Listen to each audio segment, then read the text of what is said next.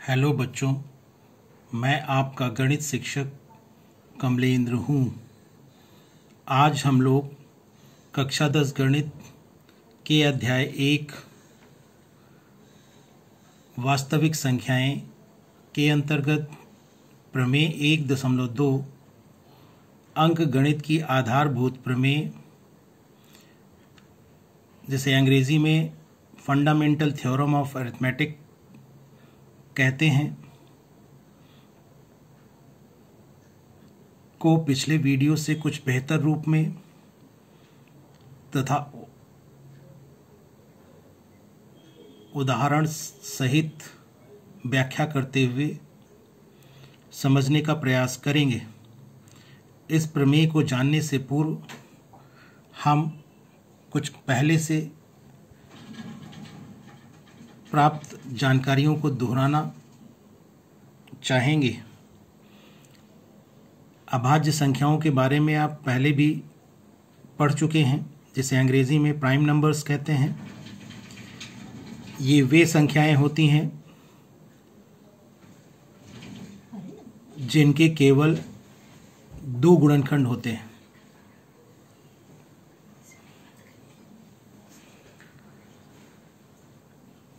जिनमें पहला गुणनखंड 1 होता है तथा दूसरा स्वयं वही संख्या होती है। और इस प्रकार यदि हम उदाहरण के द्वारा समझना चाहें तो हम उदाहरण के रूप में अभाज्य संख्या के रूप में 2 और 3 को लेकर इसे समझने का प्रयास कर सकते हैं। यहाँ पर 2 और 3 को उदाहरण के रूप में अभाज्य संख्या के रूप में लेकर समझने का प्रयास किया गया है। आप देख रहे हैं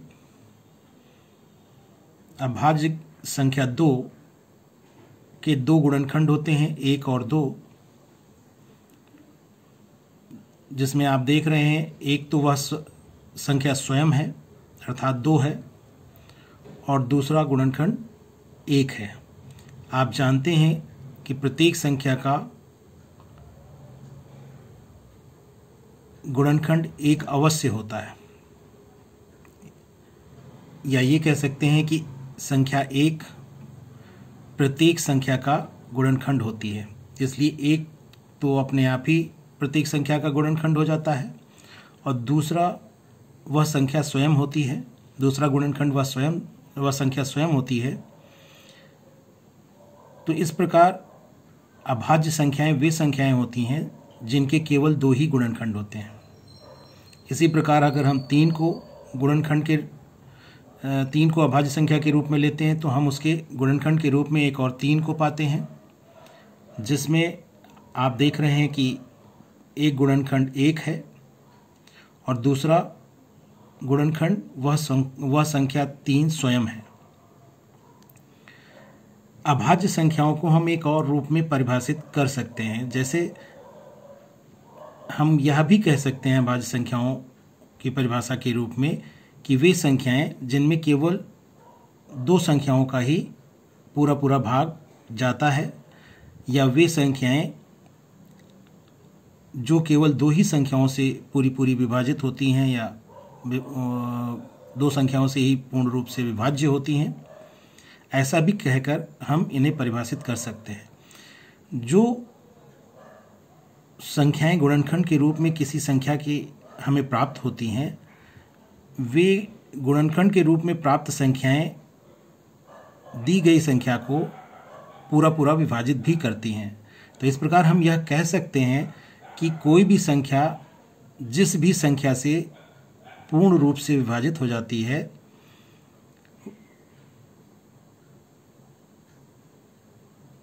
वे संख्याएं उस संख्या की गुणनखंड होती हैं या गुणनखंड होते हैं।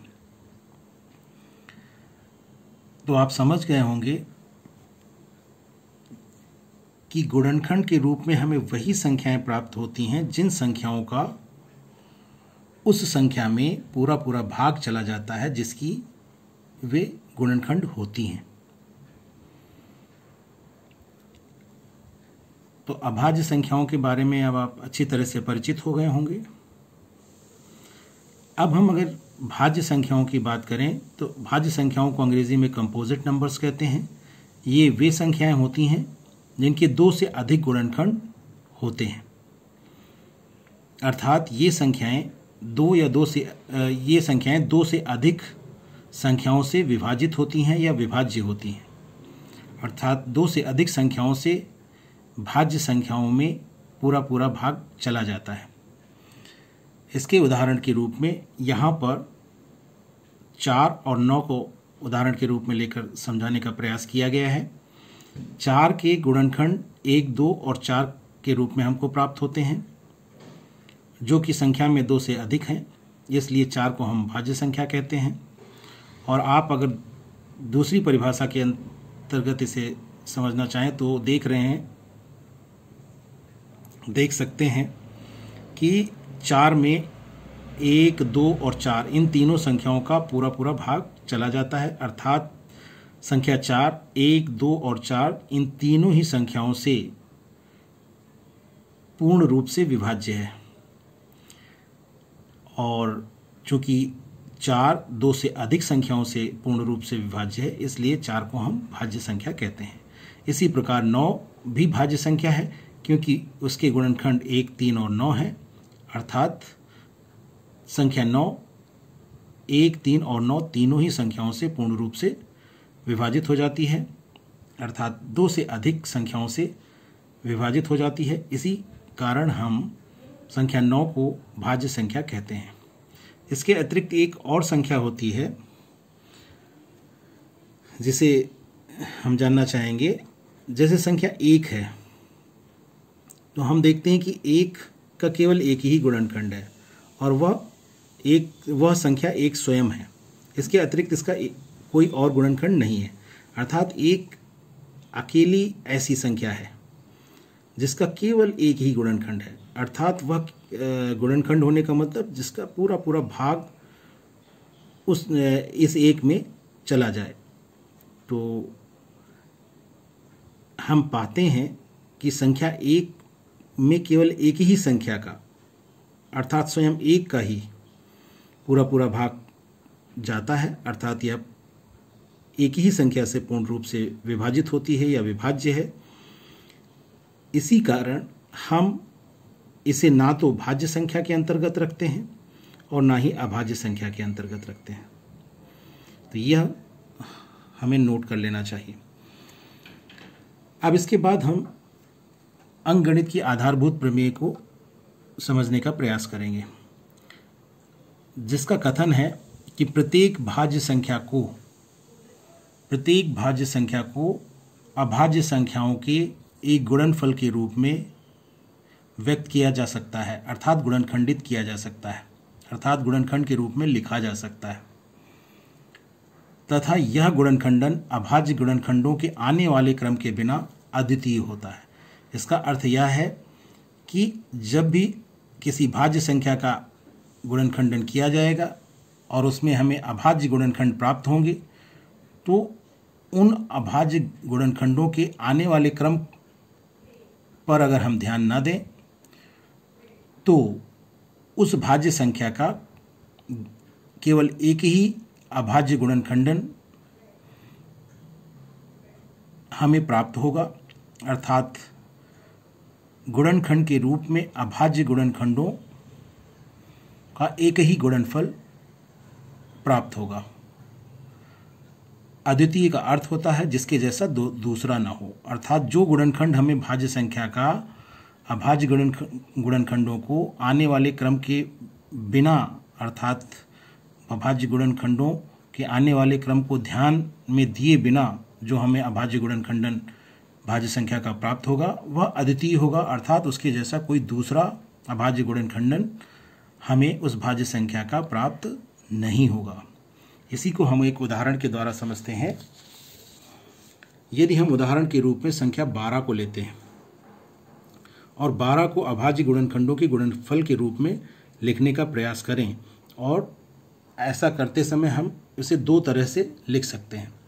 एक तो हम अभाज्य गुणनखंडों में गुणनखंड के आने वाले क्रम को ध्यान में रखते हुए 12 के अभाज्य गुणनखंड लिख सकते हैं। और दूसरा, अभाज्य गुणनखंड में गुणनखंड के आने वाले क्रम के बिना, अर्थात हम अभाज्य गुणनखंडन में जो अभाज्य गुणनखंड आ रहे हैं उनके क्रम को ध्यान में ना रखें, तो उसके बिना, क्रम को ध्यान में रखे बिना जो हम अभाज्य गुणनखंड 12 का लिखेंगे उसे हम इस तरह से हम उसे दूसरे रूप में लिख सकते हैं। दो तरह से हम अभाज्य गुणनखंडन 12 के लिख सकते हैं। यदि हम अभाज्य गुणनखंडन में अभाज्य गुणनखंड के आने वाले क्रम को ध्यान में रखें तो हम पाते हैं कि 2 × 2 × 3 इस रूप में हम 12 के अभाज्य गुणनखंड को लिख सकते हैं। 2 दूनी 4 3 12, आप जानते हैं 12 के अभाज्य गुणनखंड इस रूप में हो सकते हैं। अब अगर हम इसके क्रम को थोड़ा क्रम में परिवर्तन करें, इस 3 को अगर हम शुरू में ले आएँ अभाज्य गुणनखंड 3 को, तो 2 × 2 अंत में चला जाएगा। तो इस प्रकार हमें 3 × 2 × 2 हमें 2 रूप 12 के अभाज्य गुणनखंडों के यहाँ प्राप्त हो गए, क्योंकि 3 दूनी 6 दूनी 12, यहाँ पर भी हमें गुणनफल 12 ही प्राप्त हो रहा है। ये भी 12 का अभाज्य गुणनखंडन है, ये भी 12 का अभाज्य गुणनखंडन है, बस केवल अभाज्य गुणनखंडों के क्रम में अंतर है। तो हम अगर क्रम में ध्यान दे रहे हैं तो ये दोनों अलग अलग अभाज्य गुणनखंडन हो जाएंगे 12 के। अगर क्रम में ध्यान ना देते तो अभी आगे पढ़ेंगे हम। तो यहाँ पर हम क्रम पे ध्यान नहीं दे रहे हैं, क्रम में ध्यान दे रहे हैं, तब हम इस रूप में इनको लिख रहे हैं। और इस क्रम को भी हम थोड़ा सा बदल कर लिख सकते हैं। कैसे? इस 3 को हम बीच में ले आए तो उसे हम इस तरह से लिख सकते हैं, 2 × 3 × 2 के रूप में लिख सकते हैं। तो ये तीनों ही जो गुणनखंड लिखे गए हैं या तीनों जो गुणनखंडन आप देख रहे हैं वह 12 के हैं, और इनमें केवल अभाज्य गुणनखंड के क्रम में अंतर है। इसीलिए हम इन तीनों अभाज्य गुणनखंडों को या अभाज्य गुणनखंडों के गुणनफल को अलग अलग मान सकते हैं, अलग अलग मान सकते हैं। लेकिन अगर हम इन अभाज्य गुणनखंडों, जैसे देख रहे हैं आप यहाँ पर कि 12 के अभाज्य गुणनखंड में अभाज्य गुणनखंड 2 बार आया है और अभाज्य गुणनखंड 3 1 बार आया है, ऐसा इन तीनों ही रूपों में आप देख रहे हैं। अभाज्य गुणनखंडन के जो 3 रूप 12 के दिए गए, इन तीनों ही रूपों में अभाज्य गुणनखंड 2 ही बार आया है और अभाज्य गुणनखंड 3 1 बार आया है। तो अगर क्रम को ध्यान में ना दें तो तीनों ही रूप एक ही तरह के गुणनखंडन है। अब जो दूसरा रूप हम लिख रहे हैं 12 के अभाज्य गुणनखंडों के गुणनफल का, उसमें हम यही करेंगे। तो हम 12 के अभाज्य गुणनखंडों को इस प्रकार लिखेंगे कि हम आने वाले क्रम को ध्यान में नहीं रखेंगे। कोई आने वाले अभाज्य गुणनखंडों का कोई भी क्रम हो सकता है, वो पहले नंबर कोई भी अभाज्य गुणनखंड पहले नंबर पर हो सकता है, कोई भी अभाज्य गुणनखंड दूसरे नंबर पर हो सकता है, कोई भी अभाज्य गुणनखंड तीसरे नंबर पर हो सकता है। इससे कोई फर्क नहीं पड़ना चाहिए, बस केवल हमें गुणनफल पर ध्यान देना है कि गुणनफल कितना आ रहा है। तो 12 के अभाज्य गुणनखंड 3 रूपों में अभी हमने प्राप्त किए, और तीनों रूपों का अगर आप गुणनफल प्राप्त करेंगे तो आपको 12 मिलेगा। और तीनों ही गुणनखंडन में अगर हम ध्यान देते हैं तो हम पाते हैं कि जो अभाज्य गुणनखंड आए हैं वे भी समान ही हैं। जितनी बार एक गुणनखंड एक रूप में है उतनी ही बार दूसरे रूप में है और उतनी ही बार तीसरे रूप में भी है। इस प्रकार से हम 12 के अभाज्य गुणनखंड को, जब हम अभाज्य गुणनखंडों के क्रम पर ध्यान नहीं देते हैं तो हम उसे या तो 2 × 2 × 3 के रूप में लिखेंगे, या 2 × 3 × 2 के रूप में लिखेंगे, या 3 × 2 × 2 के रूप में लिखेंगे। इन तीनों में से ही किसी एक रूप में हम 12 के अभाज्य गुणनखंडों को लिखेंगे। आप देख रहे होंगे तीनों ही गुणनखंडन में अगर हम गुणनफल ज्ञात करते हैं तो हमें गुणनफल हमें 12 प्राप्त होता है। और अगर अभाज्य गुणनखंडों पर हम ध्यान देते हैं तो हम यहाँ पाते हैं कि 2 अभाज्य गुणनखंड प्रत्येक गुणनखंडन में 2 बार आया है, और 3 अभाज्य गुणनखंड प्रत्येक गुणनखंडन में एक बार आया है। इस प्रकार जब हम अभाज्य गुणनखंडन इस प्रकार से करते हैं कि अभाज्य गुणनखंडों के क्रम पर ध्यान ना दें, तो हम पाते हैं कि ये तीनों ही अभाज्य गुणनखंड एक ही हैं, अलग अलग नहीं हैं, अर्थात एक ही रूप में हैं। और इसीलिए हम कहते हैं कि 12 के अभाज्य गुणनखंडों के क्रम को ध्यान में ना रखने पर एक ही रूप के होते हैं, कई रूपों में नहीं प्राप्त होते हैं। अर्थात 12 का अभाज्य गुणनखंडन हमें सदैव एक ही रूप में प्राप्त होता है, अर्थात अद्वितीय होता है। अद्वितीय का मतलब दूसरा वैसा रूप और कोई नहीं होता है, अर्थात 12 और इन 3 रूपों के अलावा और किसी रूप में हमें प्राप्त नहीं हो सकता है।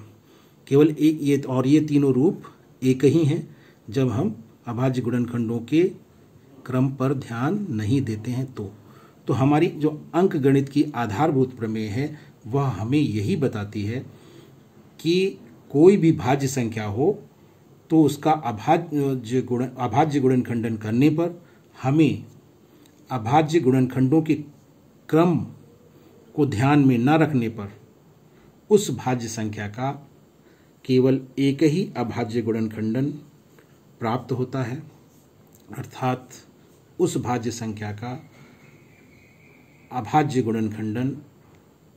गुणनखंड के क्रम को ध्यान में दिए बिना अद्वितीय होता है। मैं आशा करता हूँ कि अब आपको अंकगणित की आधारभूत प्रमेय थोड़ा बेहतर रूप में समझ में आ गई होगी। यदि मैं इसमें सफल होता हूँ तो मेरा यह प्रयास सफल कहलाएगा। धन्यवाद।